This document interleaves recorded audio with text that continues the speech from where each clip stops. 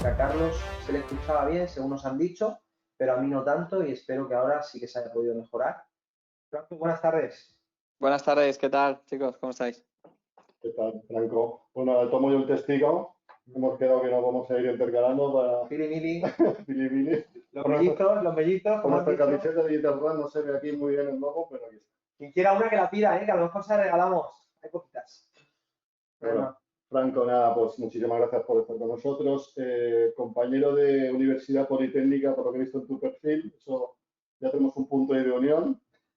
Aparte, bueno, has estudiado en muchas más cosas, por lo que he visto ahí en Stanford University, inteligencia artificial, eres también tecnólogo, has estudiado informática. Y luego a nivel profesional, he visto, bueno, ahí está el escudo detrás del Valencia Club de Fútbol, ¿no? Ahí que lo tenemos en el corazón. En el corazoncito.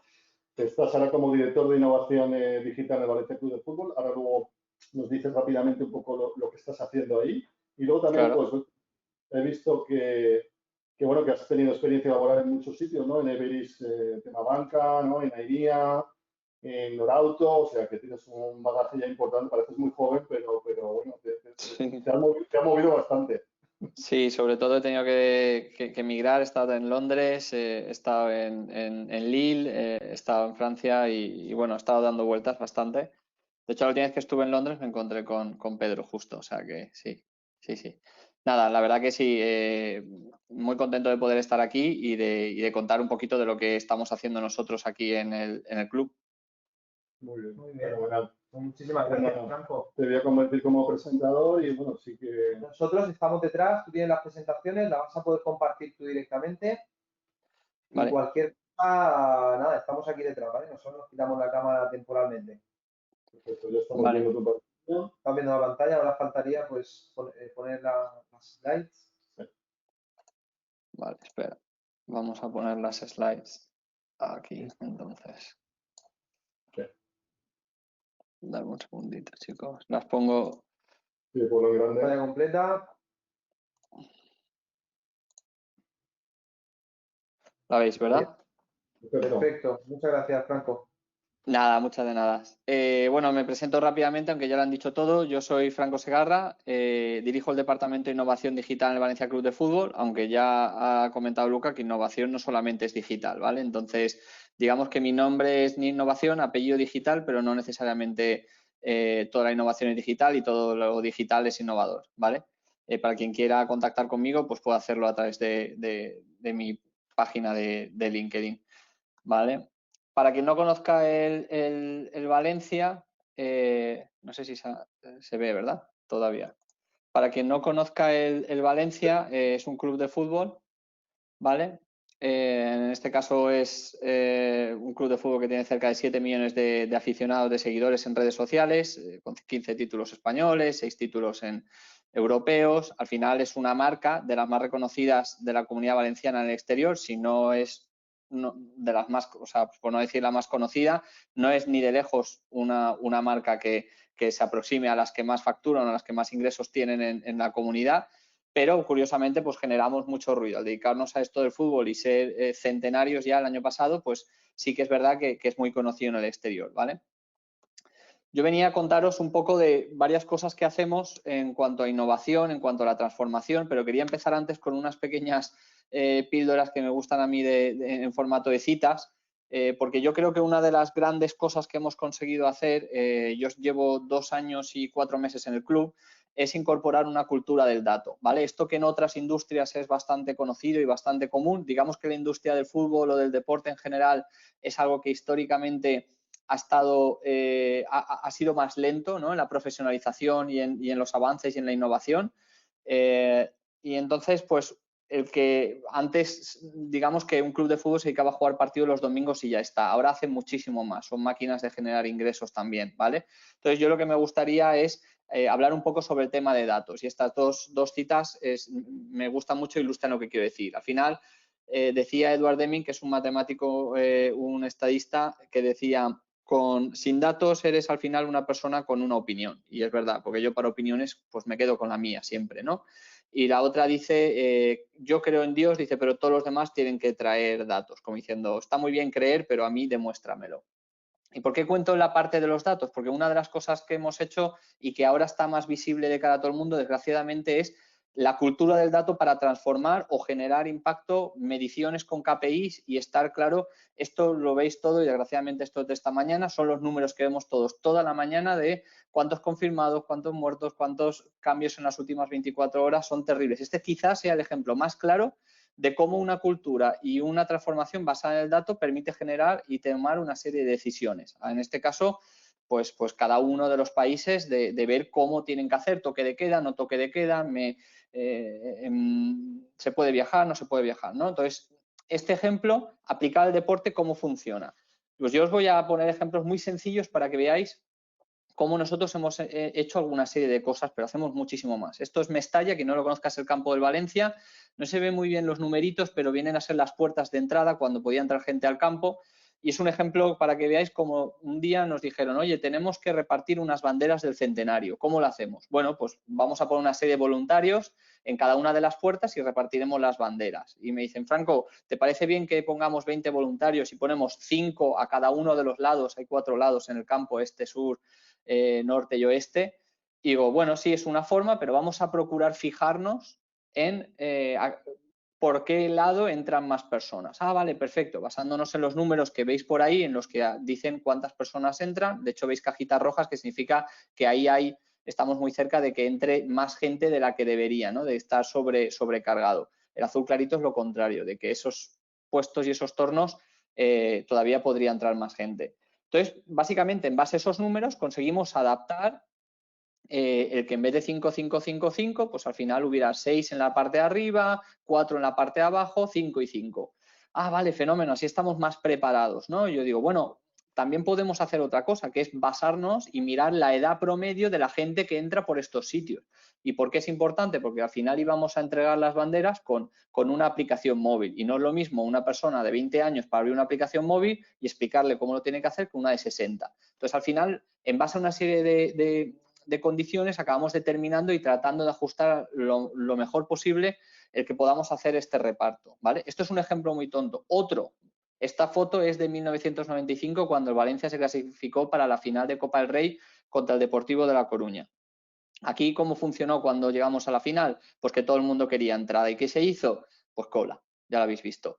El año del centenario, 2018-2019, volvimos a jugar otra final y lo que hicimos fue basarnos en una serie de criterios objetivos de datos. Si nos dieron, quiero recordar, cerca de 21.500 entradas y dijimos, vamos a buscar una serie de criterios que haga que 21.500 personas aproximadamente, unas pocas más, cumplan estos criterios. Y dijimos que tenían preferencia o que iban a ser seleccionadas las personas que habían cumplido los criterios que al Valencia le interesó en ese momento, que fueron al menos 4 años continuados de socio, pagando la cuota de socio abonado, y que hayan asistido al último partido 80% del tiempo. ¿Por qué es importante esto? Porque de alguna forma dimos a entender a la gente que no es aleatorio, no es el primero que llega se lo lleva, sino que procuramos dar mejor servicio a aquellas personas que de alguna forma pues más benefician, ¿no? En este sentido entendimos que asistencia y lealtad eran dos condiciones interesantes. Como resultado, el año siguiente, que fue el anterior, 2019-2020, la gente supo, ostras, es que si hay otra final, el Valencia probablemente fije unos criterios objetivos de asistencia o de lealtad, entonces yo me voy a sacar el abono y yo voy a asistir a los partidos. Conseguimos incrementar de 80 a 87% la asistencia promedio, ¿vale? Todo esto porque tomas los datos como base de tu toma de decisiones, ¿vale? Aparte lo hacemos también para esto que podéis ver, es contestar a las preguntas que nos llegan. Esta mañana hemos mirado y teníamos 82.000 preguntas que nos habían llegado desde que empezó el año. 726 por resolver. Procuramos entender todo y tratar de cuantificar y numerar todo lo que ocurre para saber si estamos haciendo las cosas lo mejor posible. Simplemente una aclaración, yo me encargo de la innovación digital del club, así como la parte del ticketing, el área afición, que sería lo más próximo a Customer Support, pero no llevo nada de la parte deportiva, no ficho jugadores, no, los números no los utilizamos en ese sentido, o yo por lo menos no los utilizo. Hay otros responsables. Yo me encargo de todo lo que es la compañía desde el punto de vista de una empresa, cómo funciona una empresa normal con sus departamentos de marketing, de comunicación, de recursos humanos, financieros, etcétera, ¿vale? También utilizamos, por ejemplo, para ticketing, este tipo de análisis que yo os estoy ilustrando ejemplos de cómo nosotros utilizamos los datos, ¿vale? Aquí es para ver qué efecto tiene el hecho de que el Valencia acabe en una posición u otra para que tengamos más o menos socios, ¿no? El eje Y es el de socios y abajo veis que cuanto peor acaba clasificado el Valencia en la tabla, pues da igual el precio que tú pongas, que es el tamaño, el diámetro de las burbujas, sino que van a venir menos personas, ¿no? Esto da un poco de miedo porque al final te das cuenta que hay una serie de demanda natural en base a lo bien o lo mal que lo hace el equipo, deportivamente hablando, ¿vale? O otro tipo de cosas que a mí me llamó la atención la primera vez que lo vi y es cómo, qué efecto tiene el precio medio de una entrada en la asistencia al estadio, ¿no? Normalmente tendemos a pensar que cuanto más barata es una entrada, más gente va a asistir, pero eso sería muy limitado pensar que eso es lo único que afecta a que alguien entre al campo, porque probablemente haya muchas cosas detrás, pero yo simplemente haciendo un gráfico de estas dos cosas vemos que, de hecho, cuanto más cara es la entrada, más gente asiste, pero evidentemente eso no es así porque, o sea, no son las únicas variables en este caso. Sabemos que hay mucho más, pero es un ejemplo para que veáis todas aquellas cosas que nosotros hacemos con datos, que es lo que hemos puesto, la cultura del dato internamente en la organización para funcionar. Estos son ejemplos muy, muy sencillos que quería ilustrar y que me permiten ilustrar, pero al final tenemos muchas otras cosas como, por ejemplo, y más depuradas, como procuramos utilizar los datos para todo en toda la organización. ¿Vale? Entonces, esta era una de las primeras cosas que yo quería comentar como eje diferente, porque una vez llegué al club de fútbol, digamos que la cultura del dato no estaba en el centro de la toma de decisiones. Se tomaban decisiones y no necesariamente tenían que llevar una serie de datos detrás. Muchas veces era por experiencia, porque yo creo que, y simplemente añadiendo esta parte objetiva, como digo, no es el sustento de la toma de decisiones, sino que es al contrario, son los datos los que te llevan a tomar una serie de decisiones y no al revés, porque otro fallo común que he visto en otras empresas en las que he estado trabajando es que tú tomas una decisión y lo que haces rápidamente es buscar una serie de datos que te den la razón. Normalmente siempre vas a encontrar una ventana de datos que te pueden dar o no la razón. Nosotros procuramos hacer al revés, analizar constantemente datos para que nos dicten cuál debería ser el siguiente movimiento o qué decisión deberíamos tomar. Además de esto, como eje principal de la innovación, me gustaría hablar de algunas tendencias que se vienen en lo que respecta al fan engagement, es decir, la atención del aficionado, ¿vale? Hablamos de realidad aumentada, no sé si conocéis realidad aumentada, esto es algo que yo creo que va a venir y va a ser muy interesante. Pongo un pequeño vídeo y es como, por ejemplo, tú puedes posicionar el estadio en tu casa o jugadores en tu casa. Creo que además en la situación particular en la cual no van a venir o no se puede asistir a los campos de fútbol todavía, pues la verdad es que es algo interesante, ¿no? Es algo que yo creo que en los próximos años vamos a oír hablar mucho más de ello, como la realidad aumentada. El tema de los eSports, que son los videojuegos, ¿no? Enfocados sobre todo a la parte de deporte, pero no necesariamente con deporte. Como sabéis, ha habido durante la cuarentena un boom, ya era una realidad, pero mucha gente los ha conocido ahora. Todo el tema de entradas que no sean en papel, a día de hoy todavía se está utilizando mucho el papel para la entrada a los estadios y considero que es algo bastante innovador, porque yo creo que nos vamos a saltar una evolución lógica. La evolución lógica era entrar con el móvil, nosotros en Mestalla lo teníamos habilitado, pero no para todo el mundo. El siguiente paso iba a ser la parte de biometría. No sé si con todas las prisas y con la excusa del COVID se va a querer hacer un salto biométrico como ya hacen, por ejemplo, en los aeropuertos en los aeropuertos principalmente. Todo el tema de gamificación, que es al final dar algo a cambio de pues, ir premiando de forma micro al consumidor, rellena tus datos y yo te doy premios, entra al partido y te doy premios, consume Coca-Cola y te doy premios, ¿no? Esto es algo que también está muy a la orden del día y con toda esta situación se va a acelerar.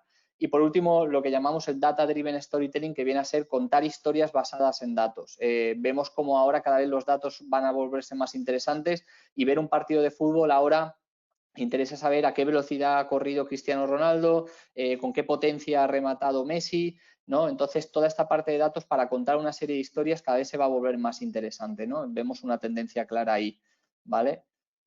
Por último, me gustaría hablar de una generación, que todos la conocéis, la generación Z, porque la verdad es que es algo que viene pisando muy fuerte, es la próxima generación, después de los millennials que se ha hablado ahora mucho, eso es una realidad, la próxima generación que viene en la generación Z, y es algo que los clubes de fútbol nos planteamos muy seriamente, el ver cómo podemos atraer e innovar para esta generación dedicada, ¿no? Es una generación nativa digital, que yo la verdad es que soy aficionado del Valencia desde que era pequeñito, entonces no me tengo que hacer esta pregunta, pero me pregunto, una persona que ahora tiene 14, 15 años, se puede estar haciendo la pregunta es, ¿por qué tengo que ir al fútbol? Evidentemente ahora no se puede asistir, ¿no? Pero cuando pueda asistir, ¿yo por qué tengo que ir al fútbol a pasar frío? A lo mejor empatamos a 0, igual hago cola, probablemente tenga que aparcar en Blasco Ibáñez para el que sea de Valencia y igual el coche se lo lleva a la grúa. La comida no suele ser la mejor, no sé, la experiencia realmente, o te gusta mucho el fútbol o a veces puede que no sea la mejor, ¿no? Y estamos hablando de una serie de gente que está acostumbrada a tener Instagram, a ser seguidores más que de un club de fútbol, casi de jugadores. Hay jugadores, hay personas que hoy en día las ves por la calle en el Cabañal y llevan la camiseta de Neymar, del Paris Saint-Germain, y te dicen, no, yo soy de Neymar. Entonces, esa persona, si Neymar se va del Barça al París, pues ahora pasan a ser seguidores. De hecho, cuando Cristiano Ronaldo cambió el Madrid por la Juventus, se llevó no sé cuántos millones de seguidores detrás. Y a día de hoy, Cristiano Ronaldo tiene más dinero gracias a Instagram que a su contrato futbolístico. Y, por ejemplo, tiene más seguidores en Instagram que todos los equipos de primera división juntos, ¿no? Entonces, ¿cómo hacemos que esta gente, cómo atraemos a todas estas personas que están acostumbradas a una oferta brutal de ocio, a que quieran venir al fútbol, ¿no? Hago un gráfico muy sencillo y es para ilustrar lo que quiero decir. Al final tenemos 24 horas al día desde que existe el día, ¿no? He puesto de 1900, pero puede valer desde el año 0. Y al final tenemos 24 horas al día y sin embargo desde 1900 ahora la cantidad de entretenimiento, de opciones de entretenimiento y oferta de entretenimiento ha crecido de manera exponencial, hasta tal punto que ahora a día de hoy los clubes de fútbol nos planteamos que cuando queremos atraer al aficionado para que venga al fútbol, ya no simplemente luchamos contra otros deportes o otros clubes de fútbol en cuanto para atraer la atención de los seguidores, sino es que también a día de hoy luchamos con esta gente.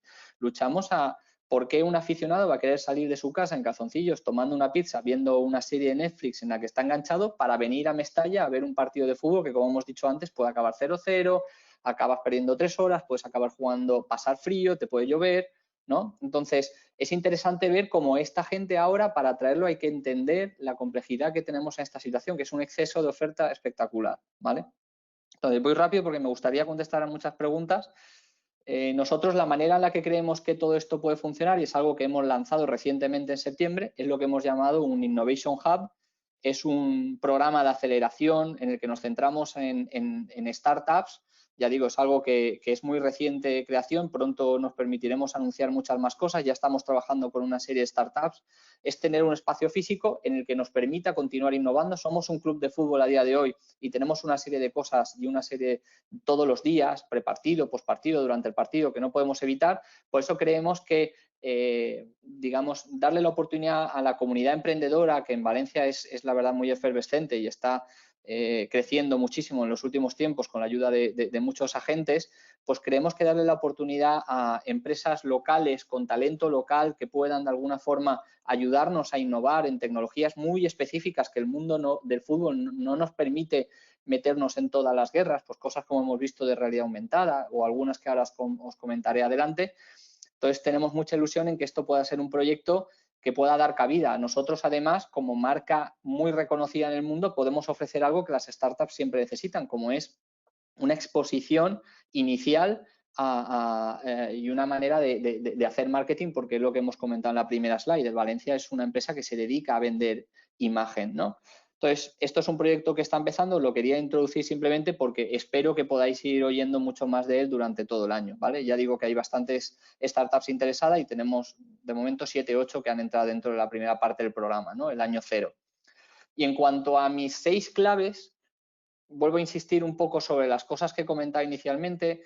Lo que es la transformación digital ya no es una ventaja competitiva, desde luego, ahora es una necesidad tecnológica. Me imagino que es como en el momento en el que alguien inventó el ordenador, pues la primera empresa que lo tuvo, pues supongo que tenía ventaja con respecto a las otras, pero ahora todas las empresas tienen un ordenador. La transformación digital no consiste en comprar ordenadores, ojo, no quiero decir eso. La transformación digital consiste en transformar procesos y de paso que los transformas, digitalizar el entorno. Pero vamos, que si no lo digitalizas y lo transformas, puede que sea igual de válido. Hemos dicho antes que la innovación no solo es tecnológica y digital.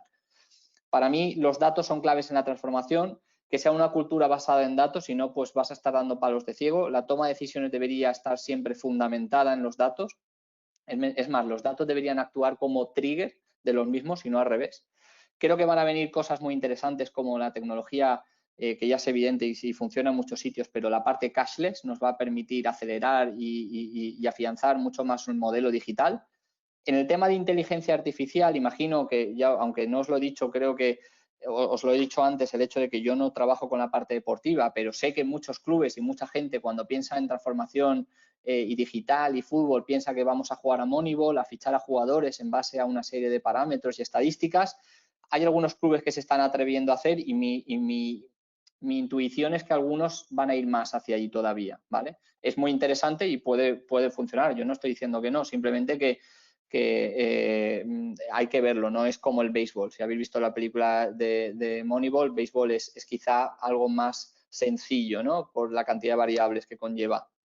Creo que además, en lo que respecta a la generación Z, es posible que nos veamos en la obligación, llegado el momento, de, dado que no somos capaces de atraer la atención de la generación Z, que es un grupo de personas de una edad temprana en la cual están acostumbradas y tienen un periodo de atención relativamente escaso, gente que mira vídeos de Instagram 8 segundos o TikToks de 5 o 140 caracteres en Twitter, que un producto como es el partido de fútbol que dura 90 minutos con 45 minutos, descanso 45 minutos, quizá conlleve a que alguien en un futuro se tenga que replantear el deporte y ver cómo hacerlo más atractivo. Evidentemente, para los que somos pasionales como yo, será un atraco y la gente tradicional lo veremos como tal, pero entiendo de dónde viene la necesidad de cambiar estas reglas, ¿no? De tratar de hacer el producto más atractivo, de incorporar cosas que lo hagan más llamativo. Al final, en baloncesto tienes una serie de cuartos, tienes muchos puntos, tienes mates, tienes triples, y en fútbol la verdad es que pueden pasar 90 minutos y ocurrir muy pocas cosas, ¿no? Entonces, para la nueva generación Z que viene, pues hay que intentar a lo mejor hacer el esfuerzo de ver cómo se puede hacer más atractivo. Y, por ejemplo, en el tema de la retransmisión, que es el sexto punto, yo veo que se está produciendo algo interesante en este sentido. Si os fijáis, con toda la excusa de que los partidos se juegan sin público, ahora se está modelando público virtual en las gradas, y es curioso porque te da la sensación que los partidos reales cada vez se parecen más a videojuegos en los que tienes cánticos falsos, gente falsa, estadísticas por ahí volando por todos lados, mientras que los videojuegos están tratando de cada vez ser más reales. Las caras de los videojuegos del FIFA 21 cada vez son más reales. Yo no sé si algún día van a converger lo que es real de lo que no, y ahí es donde a lo mejor puede ser más atractivo. El tema de highlights es las repeticiones en YouTube. En Estados Unidos ya empiezan a darle mucha importancia, hasta el punto que se espera que dentro de poco las repeticiones de los partidos, no del partido de 90 minutos, sino la repetición condensada de 2 minutos, pueda valer más que la retransmisión del partido entero, porque al final la gente dirá, pues yo voy a ver estos 2 minutitos y que yo tengo mucha prisa, estoy en Instagram o lo que sea, ¿no? Entonces, dejo una serie de cosas, de tendencias muy futuristas para que veáis cómo en el mundo del fútbol, a pesar de ser una industria tradicional, los fans somos tradicionales, somos pasionales, y yo creo que van a ir muchas cosas en esta dirección.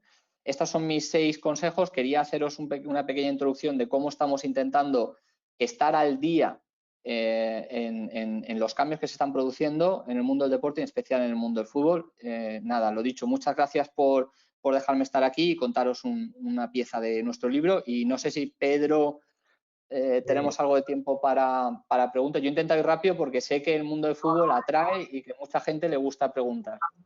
Estamos encajando súper bien las medias horas, que es muy sprint. Hay preguntas, te voy a decir lo mismo que a Luca, que al final las tenemos. Hay varias por el chat, te las vamos a pasar a ti ahora, durante la sesión de esta tarde, o mañana con mucho, las respondidas, y las podremos meter al documento, ¿no? Al documento que vamos a tener resumen de todo este evento, al final de innovación digital de hoy y mañana.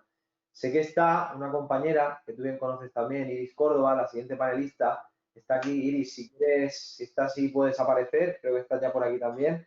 vosotros, si no me equivoco, Franco, os conocéis de algún máster en el que estéis juntos, ¿no? Sí, bueno, hacemos... ¿Qué yo tal? participo como coordinador y profesor en el máster de GESIC, que ahora va a comentar mucho mejor Iris. Sí, al final la idea de esto, Iris, era, pues, si Franco, conectar lo que es un proyecto local de innovación que tenemos aquí en Valencia, que vais a trabajar mucho con la startup, con lo que hace GESIC, ¿no? Que viene de una macroindustria como es el mundo Microsoft. Iris, al final, es la directora general de GESIC, aquí que lo tenemos con la sede en Madrid. Y nada, vamos a unir una sesión con otra, simplemente pues dándote las gracias a ti, Franco, de que hayas podido dar esta introducción tan buena. Al final, los clubes de fútbol estáis viviendo, pues, como todas las industrias, un cambio muy fuerte. Nos han dejado 6 puntos clave de innovación que estáis trabajando. Yo soy de los del highlights, al final, esos últimos 2 minutos que intento ver los goles, porque soy muy fan del fútbol, pero no tanto como otros. Entonces, pues Pero sí. no eres generación Z, Pedro. Ojalá, aquí tengo un poco de arruguitas y tal, pero sí, ya vamos a meterle la Z. Muchas gracias de verdad, Franco. Seguimos alineados con todo lo que llevas por el proyecto delante. También una mención fuerte a todo el club del Valencia y nada, nos quedamos todos con Iris, ¿vale? Gracias y un abrazo a todos. Hasta ahora, Iris. Un placer, ¿eh? Enhorabuena. Igualmente. Ahora. Y